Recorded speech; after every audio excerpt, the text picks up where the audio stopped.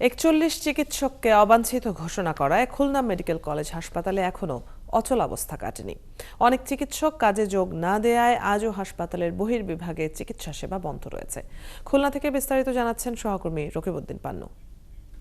Medical college হাসপাতালে ৪১ জন চিকিৎসককে অবাঞ্ছিত ঘোষণার রেশ এখনো রয়েছে খুলনা মেডিকেল কলেজ হাসপাতালের বহির্বিভাগে। এখন পর্যন্ত চিকিৎসকরা আসেননি তাদের নির্ধারিত চেম্বারগুলোতে। আমি একাধিক চিকিৎসকের সঙ্গে কথা বলেছি, তারা যেটি বলছেন যে তাদেরকে অবাঞ্ছিত ঘোষণা করার পরে তারা নিজেরাই আতঙ্কিত এবং ভয়ার্ত অবস্থায় রয়েছে।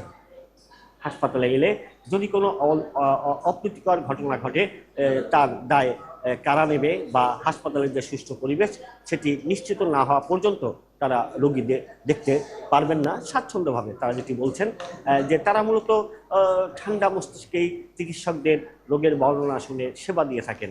তবে তাদের যদি একটি ভয়ার্ত পরিবেশের মধ্যে কাজ করতে হয় তাহলে চিকিৎসা সেবা সুষ্ঠু যে সেবা সেটি তারা দিতে পারবেন না। আর এদিকে খুলনা মেডিকেল কলেজ হাসপাতাল কর্তৃপক্ষ গতকাল একটি বৈঠক করেছে। সেই বৈঠকে এখন পর্যন্ত চূড়ান্ত কোনো সিদ্ধান্ত আসেনি হাসপাতালের যে সুষ্ঠু চিকিৎসা ব্যবস্থা সেটি কিভাবে ফিরিয়ে আনা হবে।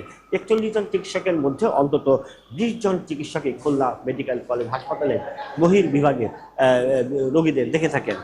গতকাল দিনভর বহির্বিভাগে খোলা থাকলেও টিকিট দেওয়া হলেও রোগীদের কোনো চিকিৎসক রোগী দেখেননি।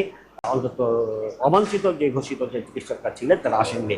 চিকিৎসা সেবা ব্যাহত হয় এ ধরনের কোনো কার্যক্রমের সঙ্গে খুলনা র্যাব জড়িত নয়, তারা স্পষ্টত বিবৃতি দিয়েছে। এবং একই সঙ্গে বিএনপি নেতৃবৃন্দ তারাও বলেছেন যে খুলনা মেডিকেল কলেজ হাসপাতালের চিকিৎসা সেবা ব্যাহত হবে এমন কোনো কর্মসূচি যারা কেউ না নেয়।